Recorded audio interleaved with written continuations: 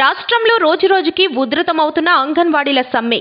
రాష్ట్రంలో వేతనాలు పెంచే వరకు సమ్మె విరమించేది లేదని అంగన్వాడీలు స్పష్టం చేశారు.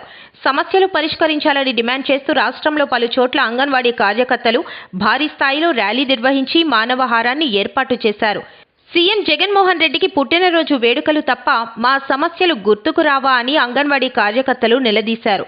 అంగన్వాడీ ఉద్యోగులకు పలు పార్టీల నాయకులు మద్దతు పలకగా ప్రభుత్వానికి వ్యతిరేకంగా నినాదాలు చేస్తూ రోడ్డుపై అంగన్వాడీ ఉద్యోగులు బైఠాయించారు. దీంతో ఎక్కడ చూసినా వాహనాలకు అంతరాయం నిలిచిపోవడంతో ట్రాఫిక్కు అంతరాయం కలిగింది. ఇది చాలా కష్టమైన పని.